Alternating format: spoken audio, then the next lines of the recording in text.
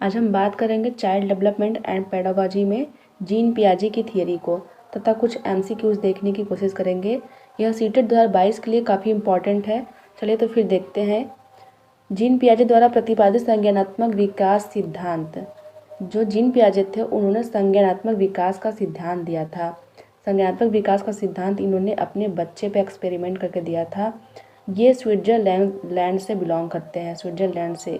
एक बार क्वेश्चन पूछ दिया था कि जीन पियाजे कहाँ के निवासी थे, तो हम लोग टिक करेंगे स्विट्जरलैंड। तो बात करते हैं संज्ञानात्मक विकास के सिद्धांत के बारे में। इन्होंने कहा था कि बालक द्वारा अर्जित ज्ञान का भंडार का स्वरूप विकास की प्रत्येक अवस्था में बदलता रहता है। मतलब जो बालक है वो इन्वायरमेंट से जो ज्ञान प्राप्त करता है वह प्रत्येक अवस्था में बदलता रहता है। उन्होंने विकास के सिद्धांत को स्टेज थ्योरी भी कहा था, क्योंकि यह अनेक अवस्थाओं से होकर गुजरता है। तो इन्होंने विकास के सिद्धांत को 4 स्टेज में बांटा हुआ है, जो कि हम लोग आगे देखते हैं। जीन पियाजे ने संज्ञानात्मक विकास को 4 अवस्थाओं में विभाजित किया है। चारों अवस्थाओं को देख लेते हैं।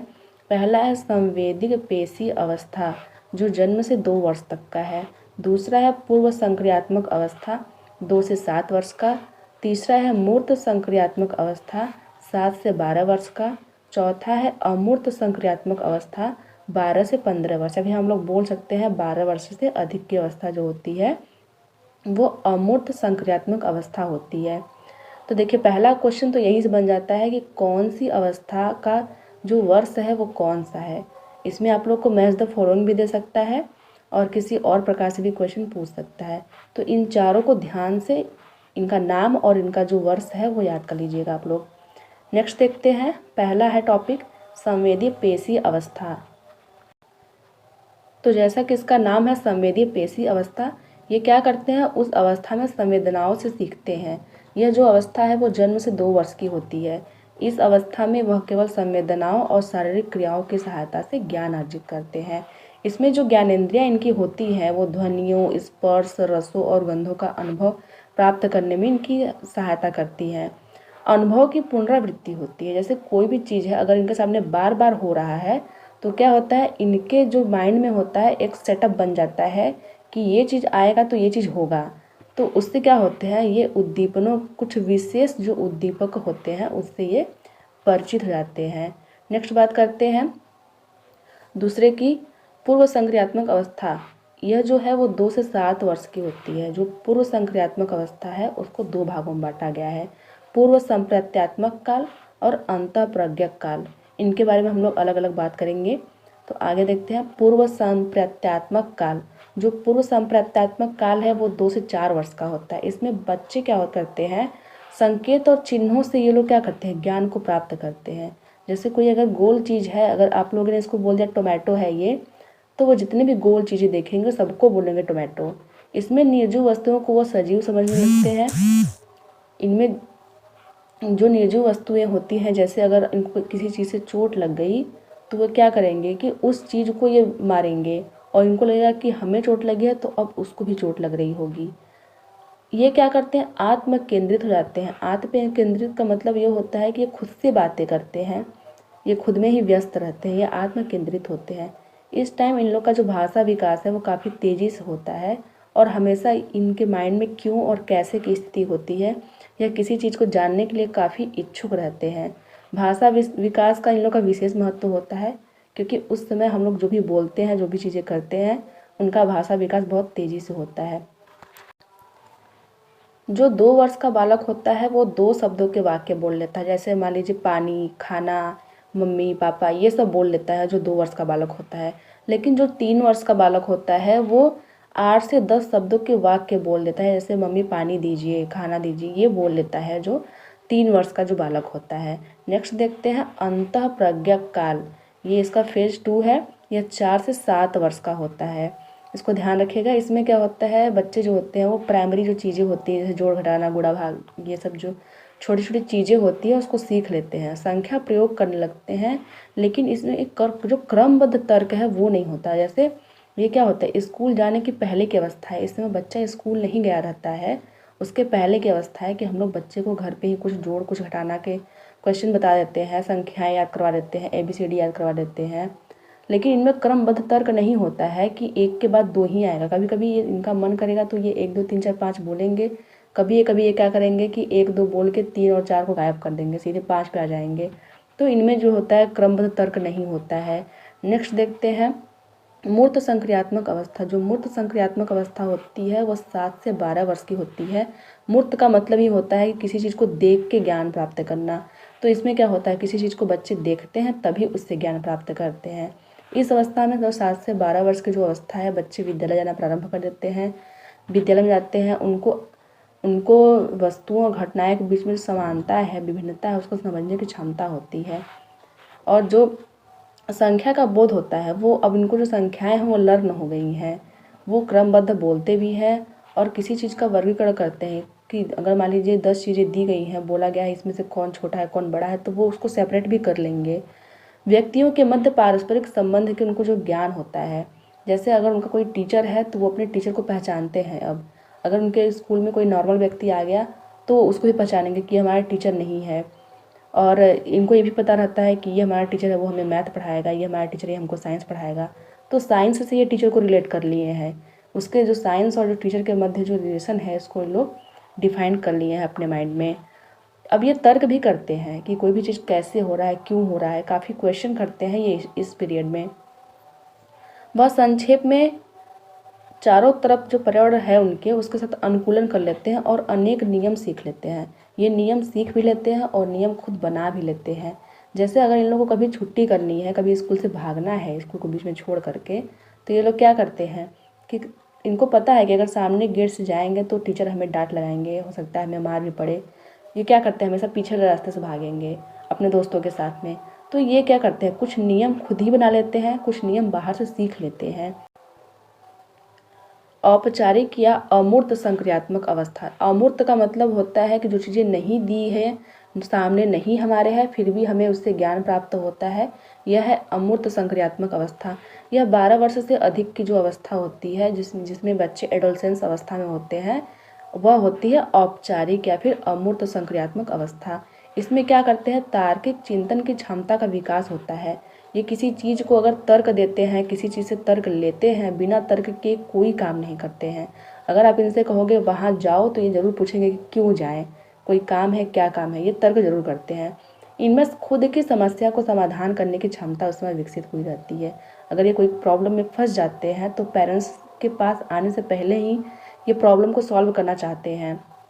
वास्तविक और अवास्तविक में अंतर समझने लगते हैं कि कौन सी चीज़ें वास्तविक है और कौन सी चीज़ें अवास्तविक है।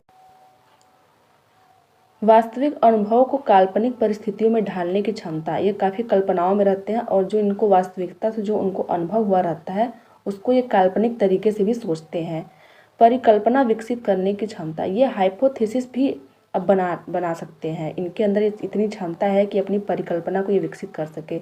विसंगतियों के संबंध में विचार करने की क्षमता, इनको पता है कि कौन सी हमारी संगति अच्छी है, कौन सी हमारी संगति अच्छी नहीं है। अगर हम पढ़ेंगे तो पास हो जाएंगे, अगर नहीं पढ़ेंगे तो फेल होंगे। इस समय इनके पास इतनी सोचने की क्षमता होती है। जीन पियाजे ने इस अवस्था को अंतर्ज्ञान की अवस्था कहा है। अंतर्ज्ञान की अवस्था मतलब इनको खुद ही ज्ञान है कि हमें क्या सही है, क्या नहीं है हमारे लिए सही। तो ये तो हो गया थ्योरी। आइए हम क्वेश्चन पे बात करते हैं। तो क्वेश्चन नंबर 1 है, बच्चे अपनी समझ से विश्व की परिकल्पना करते हैं, ये कथन किसने दिया था। ऑप्शन देख लेते हैं, पावलोव, पियाजे, स्किनर, कोहलबर्ग। तो बच्चे अपने समझ से विश्व की परिकल्पना कर लेते हैं, ये जो था उसको जीन पियाजे ने दिया था। ये ऑप्शन नंबर आपका जो 2 है वो सही है। नेक्स्ट देखते हैं, बालकों की सोच अमूर्तता की अपेक्षा मूर्त अनुभव एवं प्रत्ययों से होती है। मतलब जो अमूर्तता है उसकी अपेक्षा मूर्त अनुभव से, वो जब देखेंगे तभी कुछ सीखेंगे। और देख के सीखने वाली जो अवस्था होती है वो कौन सी होती है, 7 से 12 वर्ष की अवस्था होती है। तो ऑप्शन नंबर आपका पहला ही सही हो गया। लेकिन जो अमूर्तता होती है उसको जो सीखने वाली जो क्षमता होती है उसमें 12 से जो अधिक की जो अवस्था होती है उसमें क्या होती है, अमूर्तता से वो सीख लेते हैं। तो नेक्स्ट देखते हैं, कोई 5 साल की लड़की एक टी शर्ट को तह करते हुए अपने आप से बात करती है। लड़की द्वारा प्रदर्शित इस व्यवहार के संबंध में निम्नलिखित में से कौन सा कथन सही है। मतलब कोई लड़की है वो खुद से बात कर रही है, तो उसको जीन पियाजे और वाइगोत्स्की ने क्या कहा था इसको हम लोग देखेंगे। तो जीन पियाजे के अनुसार अगर कोई बच्चा अपने से बात कर रहा है तो उसको हम लोग कहेंगे अहं केंद्रित, और वाइगोत्स्की के अनुसार अगर कोई बच्चा अपने आप से बात कर रहा है तो उसको हम लोग कहेंगे निजी भाषा। तो ऑप्शन नंबर पहला है जीन पियाजे और लेव वाइगोत्स्की इसकी व्याख्या बच्चे के विचारों की अहं केंद्रिता प्रकृति के रूप में करेंगे। ये ऑप्शन आपका गलत है, क्योंकि जीन पियाजे ने तो कहा है कि अहं केंद्रीय प्रकृति है, लेकिन लेव वाइगोत्स्की ने कहा है कि यह निजी भाषा है। ऑप्शन नंबर 2 देखेंगे, जीन पियाजे इसे अहं केंद्रित भाषा कहेगा और लेव वाइगोत्स्की इसकी व्याख्या बच्चे के निजी भाषा से अपनी क्रियाओं को नियमित करने के प्रयास के रूप में करेगा। ये ऑप्शन नंबर 2 आपका सही है, क्योंकि जीन पियाजे ने इसे अहम केंद्रित भाषा कहा था, लेकिन इसको लेव वाइगोत्स्की ने निजी भाषा कहा था। ये ऑप्शन नंबर आपका बी सही हो जाएगा। नेक्स्ट क्वेश्चन देखते हैं। पियाजे के अनुसार बच्चों का चिंतन वयस्कों से भिन्न होता है के बजाय, मतलब पियाजे कहते हैं जो बच्चों का चिंतन होता है वो वयस्कों से भिन्न होता है। किस प्रकार भिन्न होता है? तो मात्रा में, यहाँ अगर मात्रा हम लोग भरेंगे तो वयस्कों से मात्रा में भिन्न होता है, ये गलत है। ऐसा नहीं है कि बच्चे मात्रा में कम सोचते हैं, वयस्क मात्रा में अधिक सोचते हैं। तो चिंतन को हम लोग मात्रा से डिफाइन नहीं कर सकते हैं। नेक्स्ट देखते हैं आकार में। तो बच्चों का चिंतन, जो बच्चों के जो चिंतन का आकार है, ज़रूरी नहीं है कि वो वयस्कों के चिंतन के आकार से कम हो, तो ये आकार भी आपका ऑप्शन नहीं होगा। तीसरा ऑप्शन है प्रकार और मात्रा में। ये आपका ऑप्शन सही हो सकता है, क्योंकि बच्चों का चिंतन का जो प्रकार है वो अलग हो सकता है और जो वयस्क है उनके चिंतन का प्रकार अलग हो सकता है।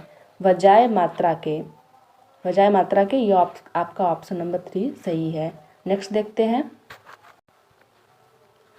संज्ञानात्मक विकास के 4 चरणों संवेदीय, पेशी, पूर्व संक्रियात्मक, स्थूल संक्रियात्मक और औपचारिक संक्रियात्मक की पहचान की गई है।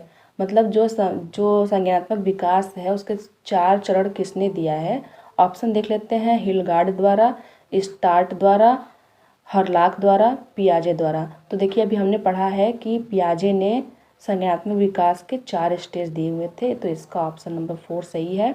नेक्स्ट देखते हैं। पियाजे के अनुसार वह अवस्था जन्म से लगभग 2 वर्ष की आयु के दौरान बच्चा सबसे बेहतर सीखता है। जब बच्चा जन्म से 2 वर्ष का होता है तो सबसे बेहतर वो किस तरीके से सीख सकता है? पहला ऑप्शन है अमूर्त तरीके से चिंतन द्वारा। वो अमूर्त कहाँ से सीखेगा? जो सामने उसके है ही नहीं, उसको बिना देखे वो कैसे सीख सकता है? दूसरा ऑप्शन है भाषा के नए अर्जित ज्ञान के अनुप्रयोग से। उस समय वो भाषा अर्जित नहीं किया रहता है, तो ज्ञान का अनुप्रयोग कहाँ से करेगा? वो नहीं करेगा। तीसरा है इंद्रियों के प्रयोग द्वारा। यह सही है। जब बच्चा 2 वर्ष का होता है, वो जो भी सीखता है वो इंद्रियों की सहायता से ही सीखता है। तो ये आपका ऑप्शन नंबर 3 सही है। नेक्स्ट देखते हैं। पियाजे के अनुसार निम्नलिखित में से कौन सी अवस्था में बच्चा अमूर्त संकल्पनाओं के विषय में तार्किक चिंतन करना आरंभ कर देता है? यहाँ आरंभ वर्ड है कि मूर्त संकल्पनाओं के विषय में तार्किक चिंतन आरंभ कर देता है। आरंभ करने की बात है तो वो अमूर्त संकल्पनाओं के विषय में प्रारंभ करता है 7 से लेकर 12 की अवस्था में आरंभ कर देता है।